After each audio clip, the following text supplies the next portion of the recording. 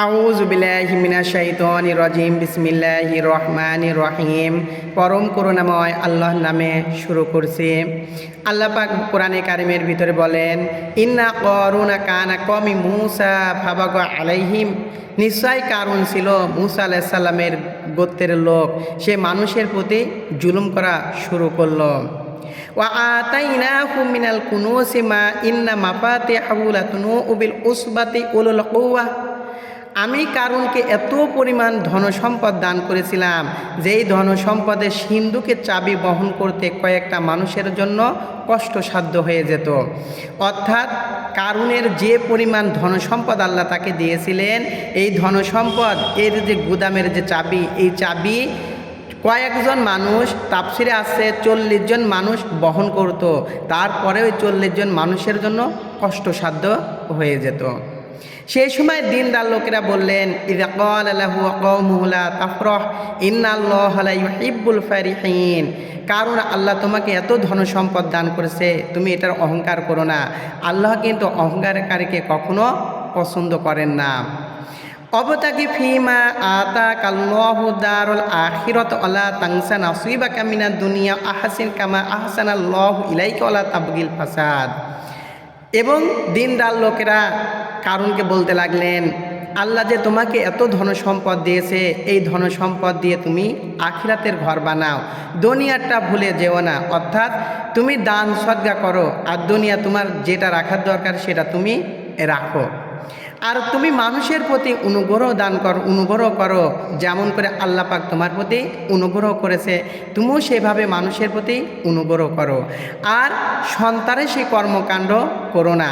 তুমি যে মানুষের প্রতি জুলুম অত্যাচার করছো, তোমার লোকজন নিয়ে, তোমার ধন সম্পদ আছে, এর মাধ্যমে এর প্রভাব কাটিয়ে যে মানুষের প্রতি জুলুম অত্যাচার করতেছে, এই যে সন্ত্রাসী কর্মকাণ্ড, এটা করো না।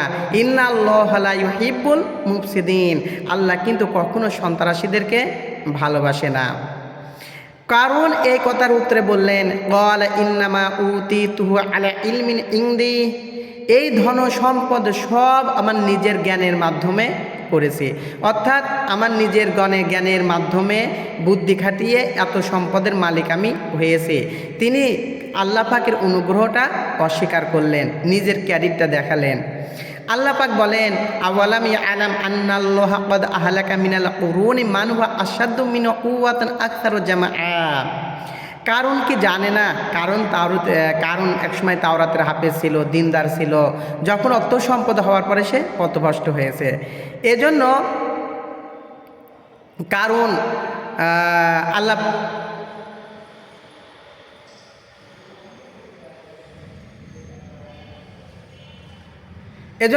পাক বলেন, কারণ কি জানে না? কারুনের পূর্বে কত ধনসম্পদালা মানুষ আমি ধ্বংস করে দিয়েছি। তার চেয়ে শক্তিশালী মানুষ, তার চেয়ে ধনসম্পদালা মানুষ আমি ধ্বংস করে দিয়েছি। কারণ তো তাদের তুলনায় কিছুই না। ওয়ালা ইউসালু আন যুনুবিহিমুল মুজরিমুন। আর আল্লাহ যখন কাউকে শাস্তি দেন, তাকে বলেন না যে আমি কোন পাপের কারণে শাস্তি দিয়েছি। যাকে শাস্তি দেওয়া হয়েছে ওই ব্যক্তি নিজেই বুঝতে পারে আমার কোন পাপের কারণে শাস্তি হয়েছে। ফাখরাজা আলা কওমিহি ফি সিনাতি। এরপর কারণ যখন তার ধন সম্পদ নিয়ে মানুষের সামনে বের হলো যে আমি কত সম্পদের মালিক, এটা মানুষকে দেখানো শুরু করলো। তখন কি হলো যে ক্বালাল্লাযীনা ইউরিদুনাল হায়াতাদ দুনিয়া ইয়া লাইতা লানা মিসলা মা উতিয়া কারুন ইন্নাহু লাযু হায্যিন আযীম।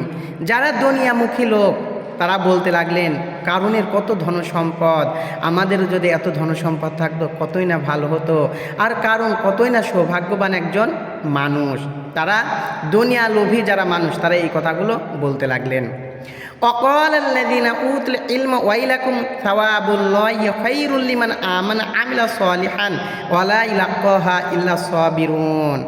আর যাদের কাছে ওহির জ্ঞান আছে, ঈমান আনছে, আমল করতেছে, যাদের কাছে তাওরাতের জ্ঞান আছে, অর্থাৎ ওহির জ্ঞান যাদের ভিতরে আছে, দিনদার যারা, তারা বললেন তোমাদের ওই সম্পদে কোনো কল্যাণ নাই, ওই সম্পদে কোনো কল্যাণ নাই। যারা ঈমান আনবে তোমাদের ওই সম্পদে আমরা কি ধিক্কার জানাই। যারা ঈমান আনবে, আমলে সলে করবে, তাদের পরকালের জীবনটাই তো উত্তম জীবন। আর ধৈর্যশীল ছাড়া কেউ জান্নাতের নিয়ামত ভোগ করতে পারবে না। এরপরে কি হলো, ফাখাসাফনা বিহি অবিদারিল আরদ ফামা কানা লাহু মিন ফিয়াতি আনসুরুনাহু মিন দুনিল্লাহি ওয়া মা কানা মিনাল মুনতাসিরিন।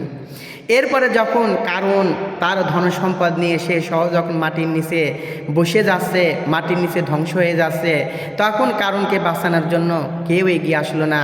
কারণ নিজে বাঁচতেও সক্ষম ছিল না এবং আল্লাহ ছাড়া কোনো সাহায্যকারী পেল না।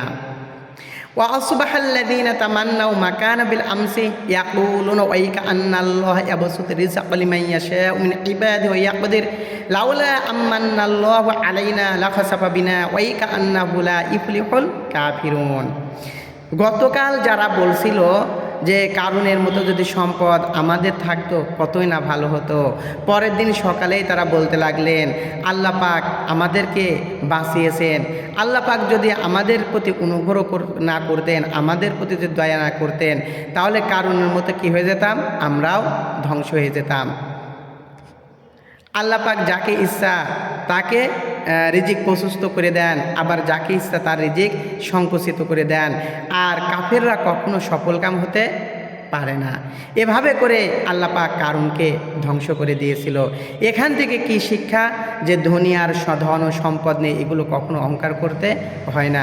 এগুলোর সব মালিক আল্লাহ। আল্লাহ পাক যখন চাইবেন কাউকে দিবেন, আবার যাকে চাইবেন তাকে ধ্বংস করে দিবেন। এজন্য আমরা যেন সম্পদ নিয়ে কার্পণ্যতা না করি, আল্লাহ পাকের অনুগ্রহকে স্বীকার করি। আল্লাহ পাক আমাদের কবুল করুন, আমিন।